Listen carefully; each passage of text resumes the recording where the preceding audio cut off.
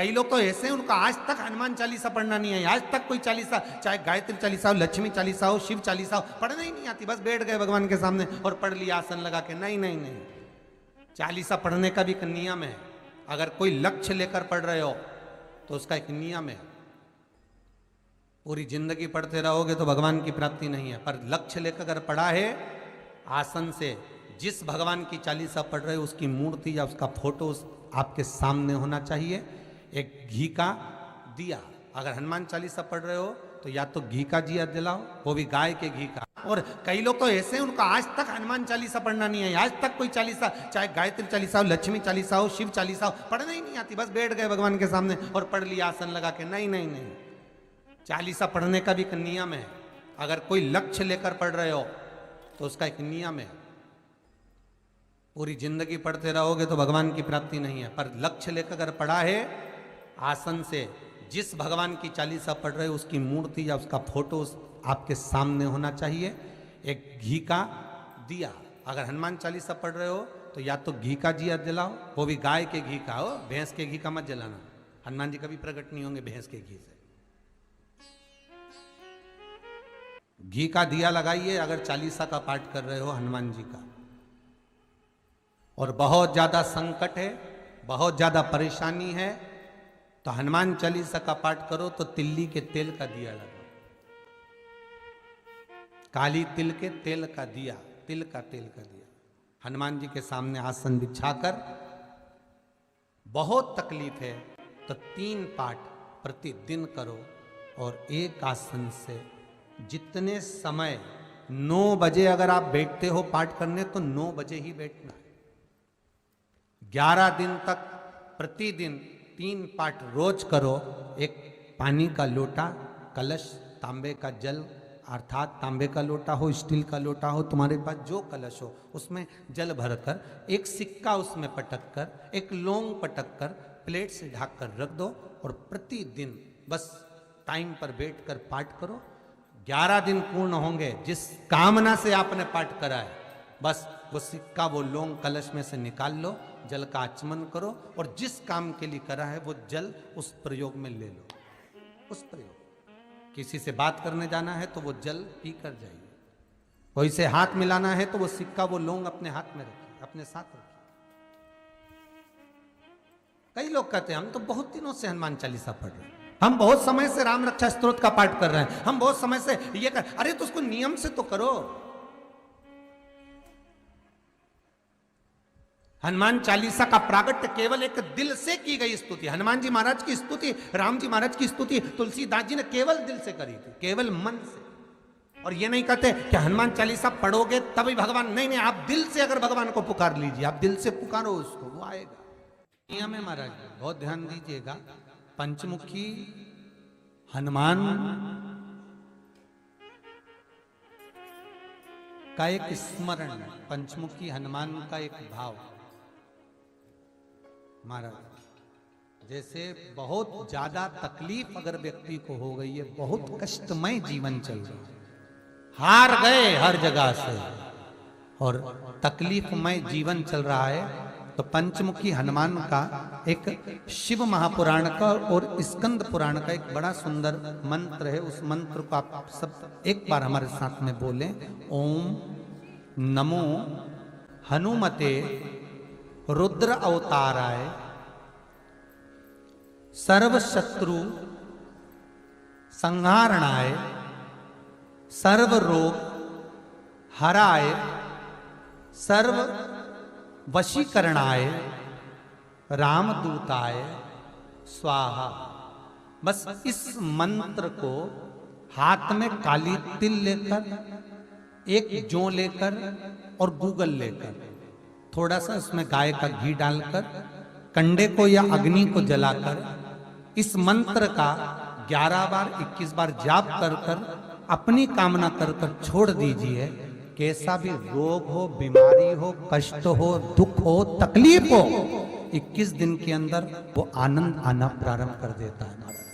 इस मंत्र, स्कंद पुराण का, शिव महापुराण का ये मंत्र मूल पंचमुखी हनुमान सुख देंगे।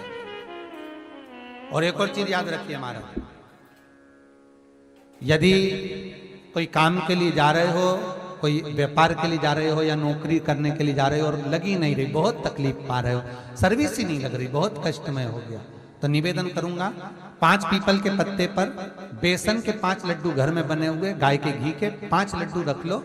उस लड्डू के बीचों बीच एक आटे का दिया और उसमें तिल्ली का तेल डालकर इसी मंत्र का प्रयोग कर कर पंचमुखी हनुमान का किसी भी हनुमान के मंदिर में जाकर, दक्षिण मुखी हनुमान के मंदिर में जाकर उसको रख कर आ जाइए। इसके बाद आप उस काम के लिए जाइए, आपका काम सफल हो जाएगा। आपको किसी को नहीं कहना पड़ेगा कि हाथ जोड़ना नहीं पड़ेंगे, किसी के पांव नहीं पड़ना पड़ेंगे, तुरंत काम होगा। बस इस मंत्र का स्मरण कर कर पंचमुखी हनुमान का भूतेश्वर जो मंत्र है वो सुख देने वाला, आनंद देने वाला, सहज नहीं महाराज, सुख की खान है, आनंद की राशियां में महाराज आप कोई बहुत बड़ा काम करने जा रहे हो, बहुत बड़ा यज्ञ अनुष्ठान, विवाह, शादी आदि फंक्शन करने जा रहे हो, 4 दिन 8 दिन के लिए आप घर से बाहर जा रहे हो और आपको लगता है कि घर में ताला कैसे लगाएं, तो निवेदन है एक तांबे के कलश में जल भर लीजिए और जल भरकर उसमें थोड़ी सी काली तिल डाल दीजिए, भूतेश्वर शिव का नाम लेकर। कौन से शिव का? भूतेश्वर, शमशानवासी भूतेश्वर शिव का नाम लेकर काली तिल डाल दीजिए, कलश को प्लेट से ढक दीजिए, घर के किसी भी भाग में उसको रख दीजिए। उसके बाद आप चले जाओ। किसी की सामर्थ्यता नहीं है कि उस घर में कोई पांव रखे, किसी की सामर्थ्यता नहीं है। और अगर कोई भूले से पांव भी रख दिया तो 22 दिन या 21 दिन के अंदर उसको, जैसे लोगों को हवा आती है बस उसको चक्कर आना चालू हो, बाल खोल खोल के घुमा मिलेगा। शास्त्र प्रमाण करता है हमारा भूतेश्वर शिव। ये कलश जो होता है ना, जल का जो पात्र होता है, ये साधारण नहीं होता, सहज नहीं होता महाराज। जैसे आज आपने मेरी लाज रखी, रक्षा करी और किसी को आने नहीं दिया, विनती स्वीकार करना। आपका जल पात्र भूतेश्वर के नाम से काली तिल से जहां रखा जाए उस गृह में कोई प्रवेश ना कर पाए। शिव जी ने वचन दे दिया, मेरी चंडियां 64 योगनियां, डाकनी, पिशाचनी, चुड़ैल और भूत इस कलश के विराजमान होते ही सर्वस्व फैल जाते हैं, फिर अंदर कोई नहीं आ सकता, भीतर प्रवेश नहीं हो सकता। लगे तो उन्होंने हनुमान जी से कहा कि तुम क्या चाहते हो? हनुमान जी बोले मेरे को जाना है, क्योंकि जहां राम वहां हनुमान। हनुमान जी जब कहने लगे कि मेरे को जाना है, तो राम जी महाराज बोले नहीं नहीं हनुमान, तुझे सबसे ज्यादा प्रिय क्या है? तो कह राम।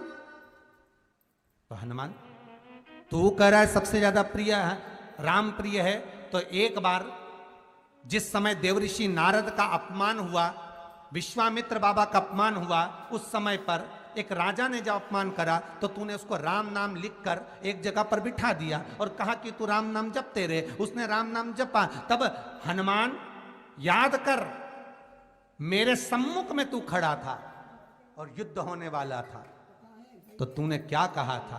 प्रभु आप इसको मार नहीं सकते क्योंकि ये आपका नाम ले रहा है। राम से बड़ा होता है राम का नाम, आप इसे मार नहीं सकते। तब आपने ये संवाद कहा था, हनुमान बता तेरी प्रियता क्या है? हनुमान जी कहते हैं प्रभु आपने मुझे जगा दिया, क्योंकि मुझे श्राप ये मिला था कि तू जागेगा किसी के जगाने पर, आपने मुझे जगा दिया, इसलिए है नाथ अब मैं जाना नहीं चाहता, सत्संग करना चाहता।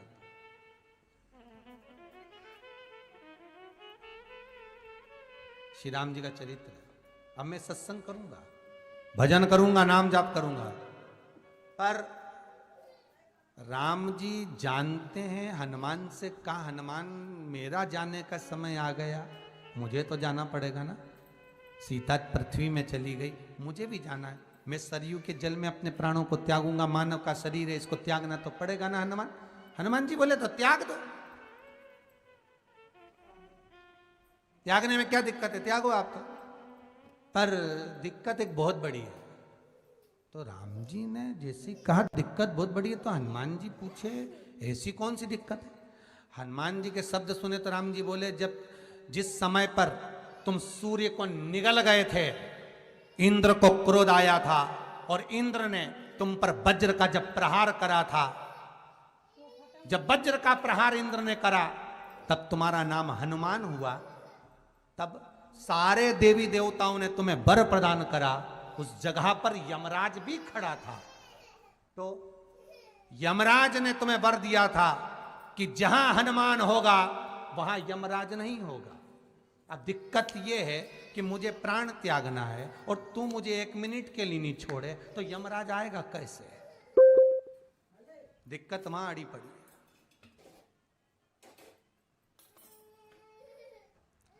हनुमान जी मुस्कुरा के बोले राम जी महाराज से, प्रभु मैं आपके बिना रह नहीं सकता।